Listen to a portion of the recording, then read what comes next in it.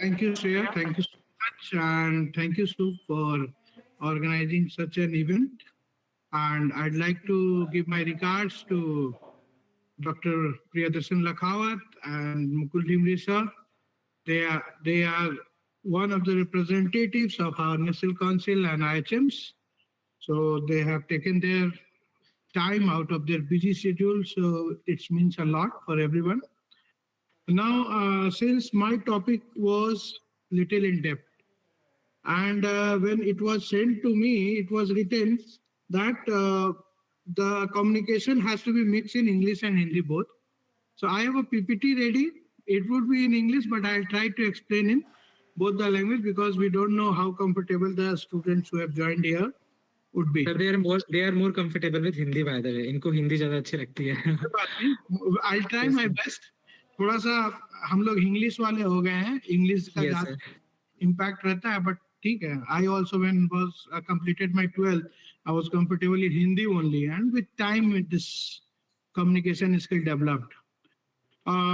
Let's start because it's something related to personality, and I try to connect with the youth in a way they want to, जैसा वो चाहते हैं. तो I have prepared a PPT. तो थोड़ा सा images है और पॉइंट्स हैं जो हम एक्सप्लेन करेंगे. And thank you to Mukul sir and Priyadarshan sir, थोड़ा जल्दी कंप्लीट किए बिकॉज आई वाज अफ्रेड मैं ये पूरा कंप्लीट कर पाऊंगा 15 मिनट में नहीं. सो आई हैव 20 मिनट्स और so I will try to use the full time. Okay, so I am sharing the PPT. Okay,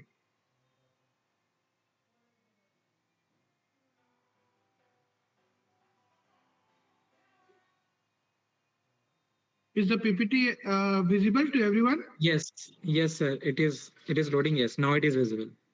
okay, जो हम बात कर रहे हैं मतलब क्या पर्सनालिटी ट्रेट चाहिए. कई बार बच्चे सोचते हैं कि हॉस्पिटैलिटी इंडस्ट्री में हम सक्सेसफुल हो पाएंगे या नहीं. तो कुछ पर्सनालिटी ट्रेट्स मैं डिस्कस करूंगा सो दैट तुम लोगों को पता चल सके कि जब इस इंडस्ट्री में ज्वाइन करते हैं तो क्या कुछ चीजें हैं जो एक इंसान से रिक्वायर्ड होता है, and how we can manage it, और if we have we can be a successful hotelier. So the topic says that the essential personality traits of an ideal hotelier. So I have added a twist to it and I have written crafting the perfect host, because जब hotel industry में हम आते हैं, हम अगर guest बोलते हैं अपने कस्टमर को तो हम ऑटोमेटिकली होस्ट बन जाते हैं. So we are the host in the industry when we are playing the role of a hotelier. So क्या सिग्निफिकेंस है? देखो, जो हॉस्पिटैलिटी है, एक होटेलियर का रोल बहुत पिवोटल होता है. लाइक आपके घर में भी कोई भी फंक्शन होता है, इवेंट होता है, तो आप वेलकम करते हो अपने जो गेस्ट आए हैं, और अदरवाइज भी ईयर राउंड कभी कोई हॉलीडे में आपके घर आया कुछ. So the way you give them the warmth, the welcoming gesture, so similarly in our industry it is required. तो उसको जो गेस्ट के लिए एक मेमोरेबल एक्सपीरियंस क्रिएट करना है, तो as a human being how we are going to do it, we are going to talk. So first is the empathy. Empathy के बदले मायने सबको पता होगा या नहीं पता होगा. तो जैसे हम सिंपैथी एक वर्ड यूज करते हैं कि दूसरे के लिए हमदर्दी, एम्पैथी का मतलब ये होता है कि दूसरे का दर्द मैंने भी देखा है तो मैं उसको कोरिलेट कर सकता हूँ, समझ सकता हूँ. So this is what the empathy talks about, the heart of the service, and this is a core trait. जब तक हम जिसको सर्विस दे रहे हैं उसको नहीं समझेंगे, उसकी जो भी रिक्वायरमेंट है या उसका जो भी अंदर से उसको चल रहा है या उसके कोई प्रॉब्लम्स है या इश्यूज है या खुश भी है, तो हम जब तक उसमें अपना पैर डाले हुए नहीं है हम उसको नहीं समझ सकते. So an ideal hotelier possesses this empathy, so allowing them to understand and anticipate what a guest basically needs. And मतलब सिंपल हम स्टे करने जाते हैं, हॉलीडे पे जा रहे हैं, वेकेशन पे जा रहे हैं, तो it gives an extra touch to the guest, and when they go back तो उनको ये लगता है कि यार वो पर्टिकुलर बंदा विकास है, रमेश है, शुभ है, कोई भी है, had given that extra thing, and whenever I will go, that person is definitely has to be there. If he is there, मैं उससे कांटेक्ट करूंगा. नेक्स्ट इज कम्युनिकेशन की बात हो रही है। यहाँ पे देखो कंफ्यूजन क्या होता है सभी बच्चों में कि मुझे इंग्लिश वीक है। The other day yesterday also I had few students who have come जो जेई का एप्लीकेशन करना चाहते थे, पर वो कंफ्यूज थे करे कि नहीं करे। वो डर रहे थे कि हमारा इंग्लिश कम्युनिकेशन वीक है, बिकॉज हम लोग कहीं ना कहीं हिंदी स्कूल से पढ़े, इंग्लिश एज ए सब्जेक्ट था। तो यहाँ कम्युनिकेशन की बात हो रही है। It's not about how well versed you are in English now. वो 3 साल में आपको ऐसा एनवायरनमेंट मिल जाता है, माहौल मिल जाता है आईएचएस में कि आप इंप्रूव कर जाते हो अगर आप सीरियस हो उसके प्रति अपने कम्युनिकेशन को इंप्रूव करने का। तो अभी जो कम्युनिकेशन की बात हो रही है, अगर आप 3 पिक्चर्स को देखोगे, एक बात कर रहा है वर्बल कम्युनिकेशन, मतलब you have to be loud enough what you want to say. एक बात कर रहा है non verbal communication, the gesture, your smiling face, उससे ही आप अट्रैक्ट हो जाते हो। और एक जो बात कर रहा है कि how well you are interacting with the person you are around. You can see a gentleman explaining something to their guest and something like that, we're planning for the event, whatever it is. तो ये जो interaction है वो जरूरी है। How well you speak, आप अपने शब्दों को कैसे सामने वाले के पास रखते हो, अपने आप विचार को, your thought process, your ideas, how you explain it to them, that is more important. So this is what that excellent communication is required for a hotelier. आप देखे होंगे आपके फ्रेंड्स कुछ हैं, इंग्लिश आपके जैसी ही होगी, लेकिन जब वो खड़े होते हैं एक क्राउड के बीच में स्टेज पे तो निडर होकर बात करते हैं। So that is what a fluent, a clear communication I am talking about here. Then adaptability, किसी भी सिचुएशन में अपने आप को अडेप्ट कैसे आप करते हैं। सो हॉस्पिटैलिटी इंडस्ट्री क्या है, एवर चेंजिंग है। जो ये आज से 5 साल पहले था आज डिफरेंट है, और आने वाले 5 साल बाद फिर ये डिफरेंट हो जाएगा। गेस्ट बदलते हैं हमारे, फैसिलिटीज बदलती है हमारी, चीजें बदलती हैं। सो हमें अडेप्ट करना, प्लस माहौल में अडेप्ट करना। गेस्ट अजीब तरह के भी आएंगे, कुछ अच्छे आएंगे, कुछ फिनिकी गेस्ट आएंगे, तो हम कैसे अनएक्सपेक्टेड सिचुएशंस में अपने आप को फ्लेक्सिबल रखते हुए अडेप्ट करते हैं और एक पॉजिटिव वर्क एनवायरनमेंट अपने आसपास बना के रखते हैं। So this picture is talking about that smile and the victory sign only, कि whatever the situation I have to be happy, और हर मोमेंट में मुझे वो हैप्पीनेस ढूंढना है, ना कि सैडनेस ढूंढना है। It's we who choose happiness और सैडनेस। वो हम होते हैं जो डिसाइड करते हैं कि आज हमें दुखी रहना है या हमें आज खुश रहना है। So it's about adaptability and understanding the situation and getting yourself adjusted. तो कोई भी कर सकता है। आज मैं यहाँ पे देख रहा हूँ around 75 people have joined. So any one of you can be adaptable. It's about how you decide. आप वहां पे अगर आपके माइंड में कोई ब्लॉकेज है तो then you have to think of कि will I be able to adjust in this industry? Because scientist को देखोगे वो अलग ही दुनिया में होते हैं, किसी से बात नहीं करना, कमरे में बंद रहना। एक हॉस्पिटैलिटी का बंदा कमरे में बंद रख के नहीं सकता, हर समय चंचल होना चाहिए, दौड़ते कूदते फांदते, सबसे मिलते बात करते, वो आपके अंदर क्वालिटी होनी चाहिए। Professional grooming is important. जो मैं तो कहता हूं, अगर आप आर्मी को देखोगे, आर्मी पर्सनल को देखोगे, जैसे वो अपने यूनिफॉर्म को रेस्पेक्ट करता है, next to the army we are giving service to the mankind and the nation.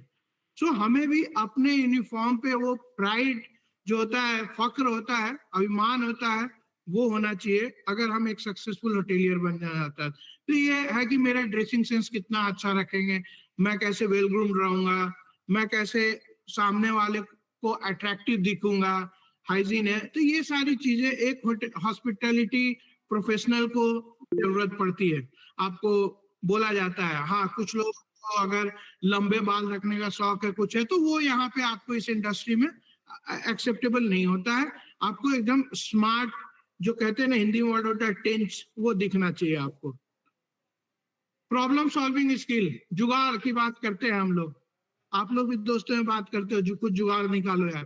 तो एक हॉस्पिटैलिटी प्रोफेशनल होता है ना, बहुत बड़ा जुगाड़ होता है। वो कोई भी सिचुएशन है, कैसा भी प्रॉब्लम है, उसके पास सॉल्यूशन होता है, एंड विद इन मिनट्स, बस you have to blink your eyes and the solution has to be there. तो वो एक हॉस्पिटैलिटी प्रोफेशनल होता है जिसके लिए कभी कोई प्रॉब्लम होता ही नहीं है. If there is a problem it has to be with the solution. वो होता है एक हॉस्पिटैलिटी प्रोफेशनल. तो आप मेरे ख्याल से आप अपने आप को इंटरसेप्ट करोगे इस सेशन के बाद आज, तो इस चीज को आप सोच सकते हो कि मैं कितना जुगाड़ू हूँ, और या नहीं भी होती इस इंडस्ट्री तो जुगाड़ पे ही चलता है, तो मैं आराम से इस इंडस्ट्री में एडजस्ट भी हो जाऊंगा. और लखावत सर ने और दिमरी सर ने कहा है ये इंडस्ट्री ऐसा, कोई भी कोर्स कर लिया तो जॉब सबके लिए, और सच्चाई है, इसमें कोई लाई नहीं है. It's 100% truth. मैं भी ये बात कहता हूँ, जिसने होटल मैनेजमेंट किया है ना, वो भूखे पेट नहीं सो सकता है. एक तो जॉब और दूसरा वो खाना बनाने भी जानता है. That is the two things. Coming to the passion for hospitality, ये एक चीज है किसी चीज के लिए भी. एक इंजीनियर बनना है, एक डॉक्टर बनना है, एक लॉयर बनना है, एक हॉस्पिटैलिटी प्रोफेशनल बनना है, कुछ भी बनना है किसी को, आपको एक पैशन अपने अंदर होता है तो आप बहुत अच्छे से कर पाते हो और आप बहुत सक्सेसफुल होते हो. एंड आई बेट यू, आप अगर हॉस्पिटैलिटी को अपना पैशन बनाते हो, this is one of the course जो ओवरऑल आपको as a man and as a women develop करता है. It's industry. मैं तो कहता हूँ many a times whenever I had interviews at national channels also, I always say कि हर बच्चे के लिए ये कोर्स आफ्टर 12th कंपलसरी शुरू में कर देना चाहिए. Then they can move on to whatever course in their life they want to do. क्योंकि ये हमको ओवरऑल एक्सपीरियंस देता है. जो हमने जुगाड़ की बात की, जो हमने एम्पैथी की बात की, जो हमने अपने पर्सनल ग्रूमिंग की बात की, जो हमने कम्युनिकेशन का बात किया, तो वो सारा एलिमेंट इसी एक कोर्स में, दूसरे कोर्स में नहीं मिलता है. So when you have the passion for hospitality, it's not about hotel management, it's not about IHMs, it's about hospitality, आतिथ्य सत्कार. अगर आपके अंदर वो पैशन है तो आपको कोई भी नहीं रोक सकता आगे बढ़ने से और एक सक्सेसफुल होटेलियर बनने से. And attention for detail, it is for the extra mile. जो अभी तक बात की वो कोर ट्रेड्स थे. ये अटेंशन फॉर डिटेल है कि आप और एक्स्ट्रा माइल जाना चाहते हो. तो an exceptional hotelier demonstrate every meticulous attention to detail, हर छोटी चीज पे. मैं भी कई बार, मेरे यहाँ कॉलेज में ही गेस्ट हाउस जैसा है, गेस्ट आके ठहरते हैं, I finally see to it minor, कहीं डस्टिंग भी तो नहीं छूट गया, कहीं कोई सामान तो नहीं छूट गया, कहीं कोई चीज काम तो नहीं कर रही है, कोई मेंटेनेंस तो नहीं. तो ये जो माइन्यूट डिटेल है ना, एक होटेलियर के अंतर्गत वो जो आई डिटेल होना चाहिए ना, उसके अंदर होना चाहिए. मतलब मेरे आसपास क्या हो रहा है, इमीडिएट मेरा अटेंशन वहां पे जाना चाहिए. And few of the other qualities, active listening in action. कुछ भी काम कर रहे हैं, एक काम कर रहे हैं, दूसरी बात भी कान में पड़नी चाहिए, so that if you are handling 3-4 guest together, आप इमीडिएटली सबको अटेंड कर पाओगे. और पेशेंस जरूरी है. कई बार इम्पेशेंट हो जाते हैं, आपका जनरेशन थोड़ा जल्दी इम्पेशेंट हो जाता है. No need to be impatient. Patience is a key to success. And इस इंडस्ट्री में तो सबसे बेस्ट आंसर ही है patience. If a person is having, a student is having a patience, उसके लिए कोई प्रॉब्लम है ही नहीं. ग्रूमिंग का देखो इंपॉर्टेंस है. जस्ट मैंने ऐसे ही छोटा सा एक बनाया इंप्रेशन. फर्स्ट इंप्रेशन कहते हैं ना, मैं अच्छा दिखता हूँ, मेरे से बात करना चाहते हैं, मिलना चाहते हैं, मेरी तरफ मुस्कुरा के देखते हैं. पर्सनल अटायर मेरा अच्छा होता है तो पीपल अप्रिशिएट अस. प्लस हम अपना इंडस्ट्री का, अपने होटल का, या मैं जहां भी काम कर रहा हूँ उसका एक ब्रांड इमेज कैरी करता है. हाइजीन स्टैंडर्ड सबको पता है.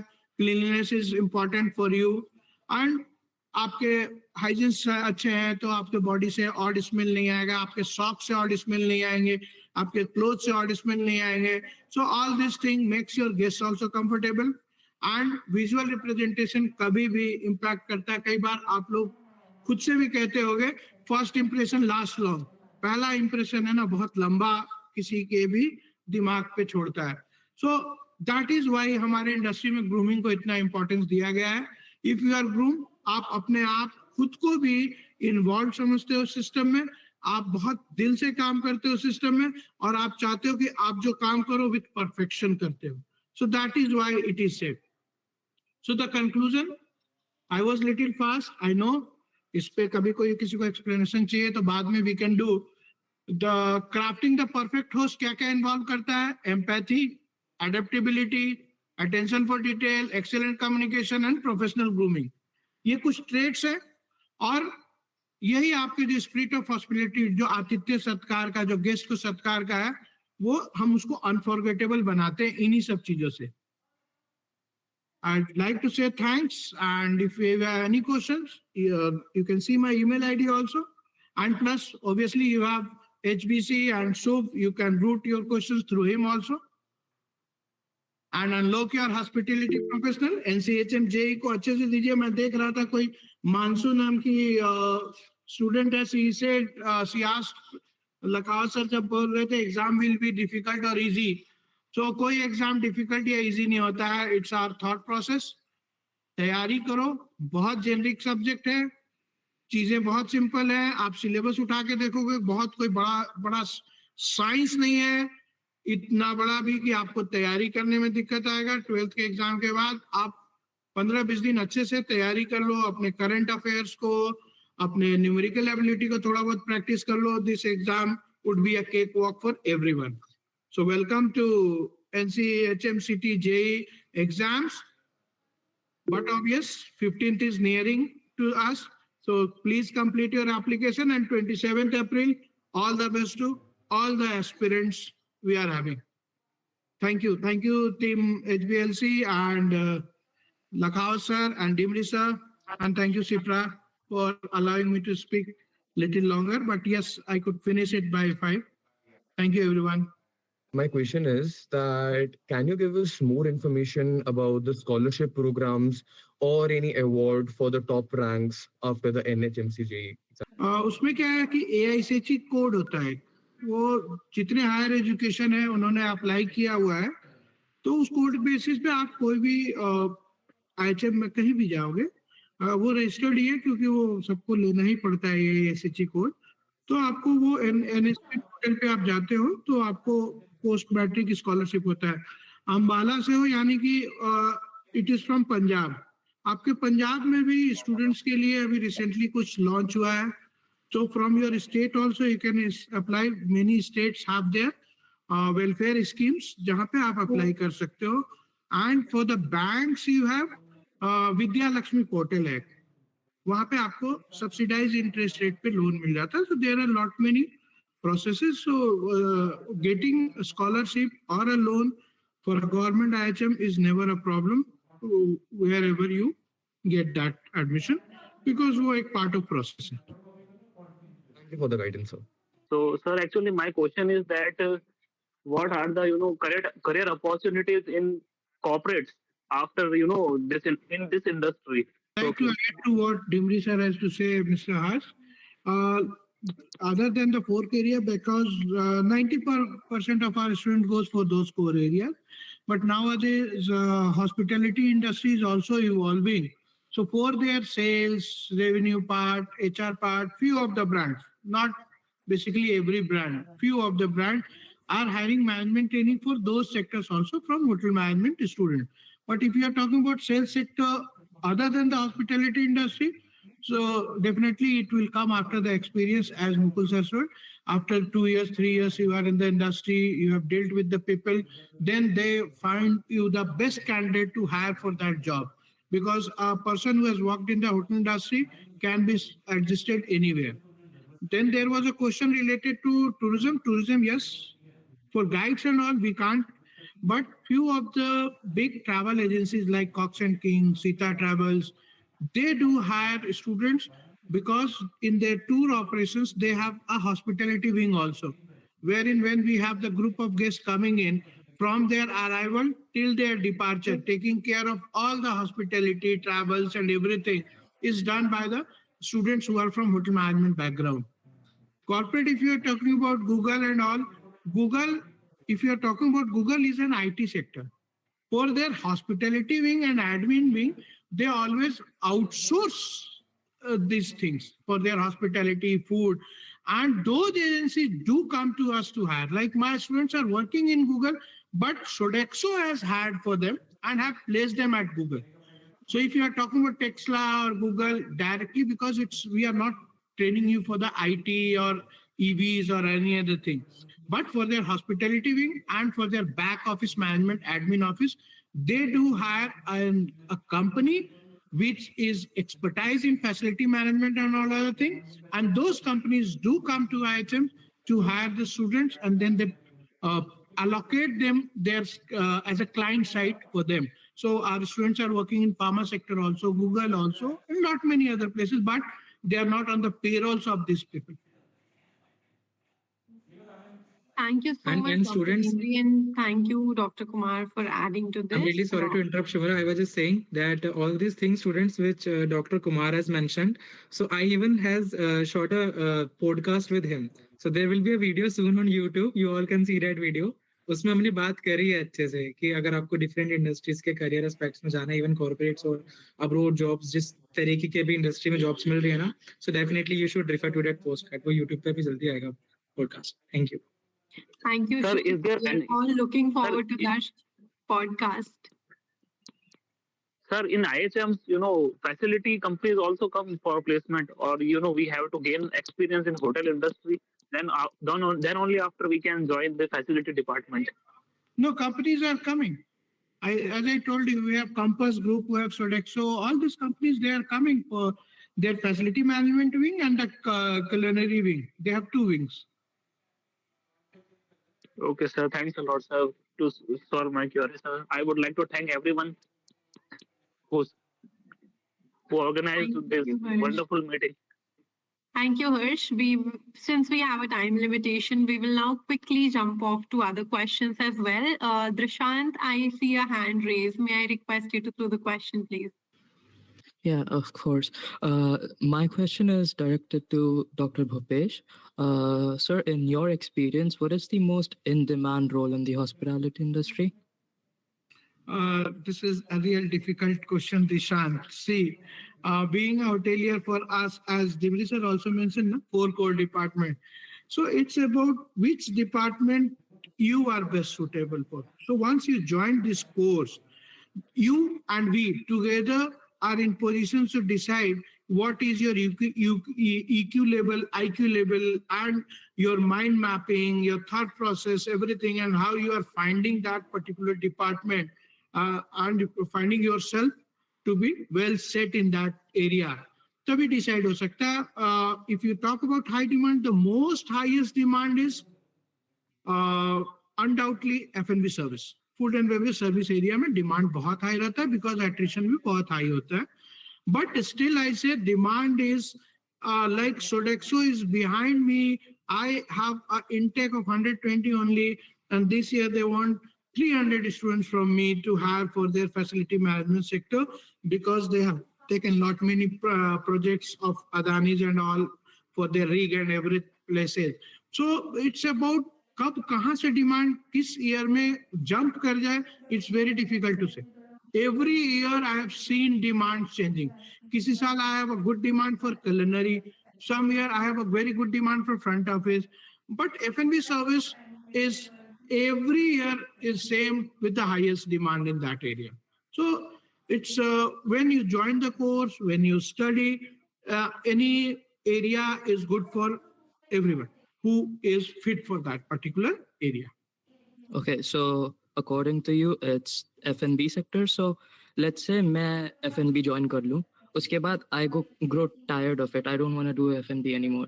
How do I switch from F&B to say managerial sector? It's very easy. F&B में मान लो आप 2 साल, 3 साल, 4 साल, 5 साल, whatever your patience was, आप tired हो जाते हो. It's very easy, as we both the principals were talking, कि आप immediately किसी भी sector में they have the vacancies, they have the roles for their admin, back office handlings and all. तो उसके लिए hotel management guys या for the sales they want, so they prefer a person who has worked in like F&B service or front office for 2-3 years in hospitality industry. वो आपको ना दामाद की तरह लेकर जाएंगे. So it's like that way, क्योंकि आप रेडीमेड तैयार हो चुके हो उनसे. जो हमने बात किया था रिगार्डिंग एम्पैथी, जो हमने बात किया था ग्रूमिंग, जो हमने बात किया था इंटरेक्शन का, वो आप F&B सर्विस में इतनी अच्छे जो होता है ना, कहते हैं कि सोना को भी आग में पकाकर कुंदन बनाया जाता है. So it's like that way. You have been polished so nicely that you are a ready-made product for them. अब उनको कोई फिलिप कॉटलर पढ़ाने वाला नहीं चाहिए, कुछ नहीं चाहिए, आपको जहां रख देंगे आप उसको अपना जुगाड़ टेक्नोलॉजी लगाओगे या अपना एक्सपीरियंस लगाओगे या अपना कैलिबर लगाओगे, you will make them whatever job has been assigned to you, you will justify it and you will be making it what they wanted it to come out from that. Okay, sir. Last question. This one is unrelated to the previous ones. So we all know how like demanding and high working hours the jobs are in hospitality, right? So as a professional, how do you manage like work-life balance? It's about passion. How do we manage work life balance? हर कोई को possible. It's about अपना EQ level, जो emotional question होता है उसको हम कैसे balance करते हैं. हर कोई का अलग अलग होता है. किसी को फैमिली के लिए ज्यादा टाइम चाहिए होता है, किसी को कम टाइम चाहिए होता है, किसी को रिलैक्सेशन सोने के लिए बहुत समय चाहिए होता है, कोई वर्कहॉलिक ज्यादा होता है, वो उसको भूल जाता है कि कोई सोना भी एक उसके लाइफ में इम्पोर्टेंट एस्पेक्ट है. It varies from every human behavioural aspect. बहुत माइन्यूट चीज है, बहुत थिन लाइन है, हर कोई का अलग अलग ये होता है. Even if you compare F&B managers for 10 various hotel, अगर रिसर्च करोगे 10 F&B मैनेजर का काम करने का तरीका, हर दिन को वो कैसे अप्रोच करते हैं उसका तरीका आपको डिफरेंट मिलेगा.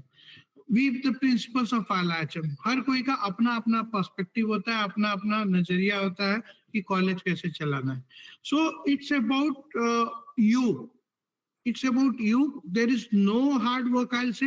It's कि कोई सस्टेन ज्यादा लंबा और भी कर सकता है, कोई है जिसको कि 6 घंटे में भी थकान हो जाए. तो ये विल पावर से भी आता है और हेल्थ, दोनों चीजें. अगर विल पावर स्ट्रांग है तो कोई वर्क आवर एक्सटेंसिव नहीं है, क्योंकि बीच में ब्रेक्स मिलते हैं. लगता है कि मैं इतना लंबा शिफ्ट किया, पर पूरे उतने लंबा शिफ्ट काम तो नहीं चल रहा था.